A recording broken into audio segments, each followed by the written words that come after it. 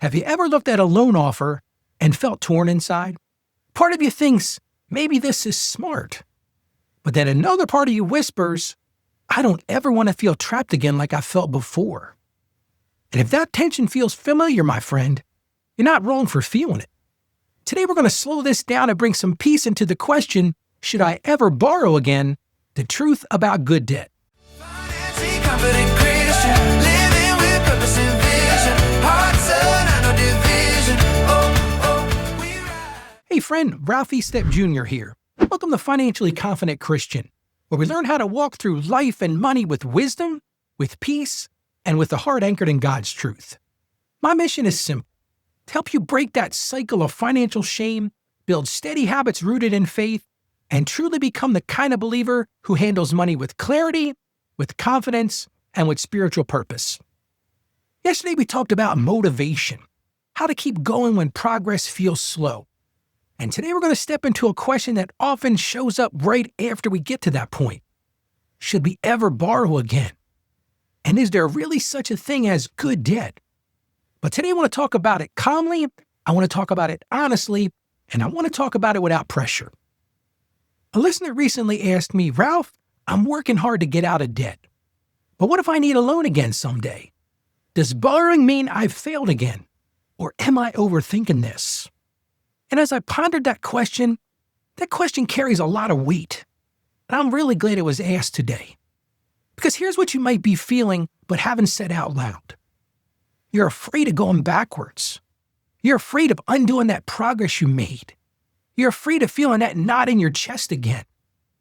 And you're wondering if wisdom and borrowing can exist in the same sentence. And friend, I want to reassure you right now, there's no shame in that fear. It tells me that you care, and you're not alone in it. Research consistently shows this. Debt itself isn't the only problem.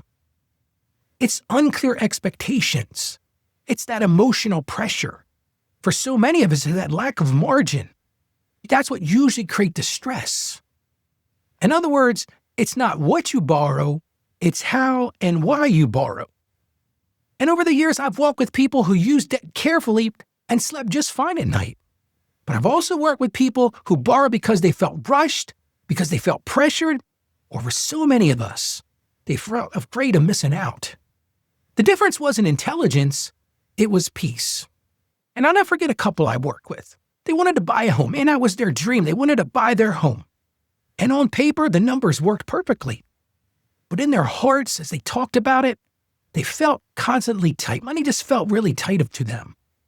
So instead of rushing in like so many people do, they waited one more year. They built a little more margin, and they prayed through that decision. And when they finally moved forward, nothing about the house changed, but everything about their peace changed. So here's the real question for today. Does this decision lead me towards peace or towards pressure? Let that guide us as we walk through this. First of all, some debt can help building something meaningful. For example, like a home. Most people can't afford to go out and pay cash for a home. That home gives your family stability. That's good use of debt. How about for an education? An education will actually raise your earning power. Many of us business people use it as a business tool. It allows us to serve more people. But I want you to take a minute and notice what all of these have in common. All of these are not treat yourself debt. They're build debt. And I want to really focus on that. They're connected to something that lasts, something that grows, something that serves. So really the question isn't, is debt good or bad? The question is, what is this debt building? Because if it's not building something, it's usually borrowing from tomorrow to pay for today. Here's a second thing I want you to consider. Every form of debt carries responsibility, even the kind people call good debt.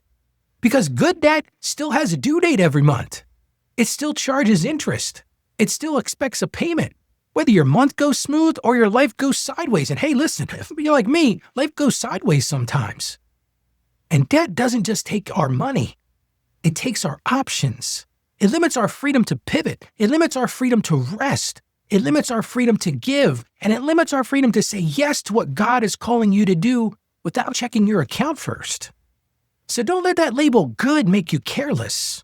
Good debt can become heavy debt real fast if your plan is fuzzy. Here's the third thing I want you to consider. Wisdom asks for discernment, not assumptions. And this one will really rock you a little bit today. Just because something is common doesn't mean it's right for you.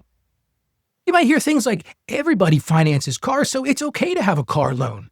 Or maybe everybody uses credit cards, so swipe that credit card again. Or you might hear this one, everybody just puts it on a payment. But your calling isn't everybody. Your budget isn't everybody. Your stress level isn't everybody. And guess what? Your margin isn't everybody as well. So again, here's a better question to ask. Is this wise for my life in this season with these responsibilities? And see, that's an individual discussion. Because sometimes the most spiritual thing you can do is admit this. I don't have the margin for that right now. I'm not going to normalize pressure. I'm not borrowing to prove something. Fourth, never borrow what you can't repay with both integrity and peace. You might be saying, okay, Ralph, what does integrity mean? Integrity means you can pay it back without games, without tricks, or without scrambling. And peace means this. You can pay it back without losing sleep, without snapping at your family or living under constant pressure. That couple that I worked with, they could have bought the house a year before that, but they didn't want to have no peace in their life. They didn't want to snap at each other. They wanted to be able to keep that peace in their home. Because God can guide you into a stretch, but He's not the author of panic. And the only way this works is if everything goes perfectly. If your income never dips, if the car never breaks, if nothing unexpected happens. And see, that's not a good way to go. That's not a plan. That's a wish. But peace is a test. And it looks like this. If you can't repay it with peace, it's probably too much. And finally, if a decision steals your rest, it deserves your prayer. Not because prayer is some magic stamp that makes risk choices safe, but because prayer slows you down long enough to hear the truth. To ask those questions that we all avoid. Why do I want to do this? Am I trying to impress someone? Am I trying to fix a feeling that I have right at this moment? Or maybe for you, it's, am I trying to buy relief? And then to ask the most important question of them all. Lord, is this your wisdom or my anxiety? Because sometimes the answer isn't never borrow. Sometimes the answer is wait, or save, or start smaller. Pay cash, ask for help, or maybe choose peace over pressure. And I want you to know this right now, friend. Peace is not a weak choice. Peace is often the wisest choice.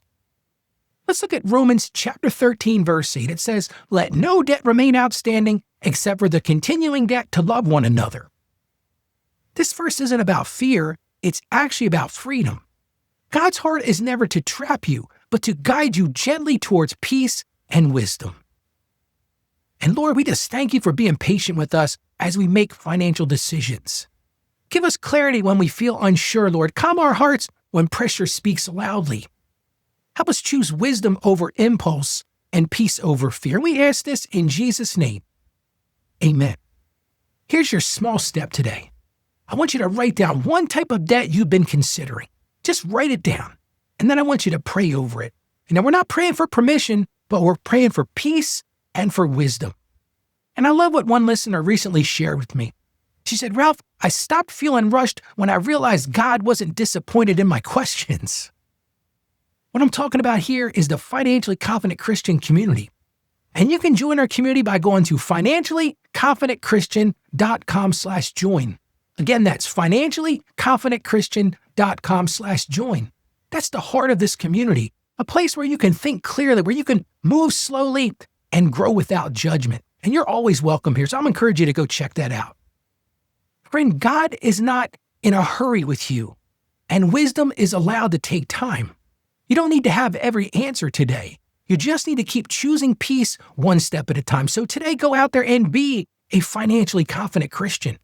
I have confidence in you. You can do this. Stay financially savvy. God bless you, and I'll see you again on tomorrow's show. Financially confident Christian.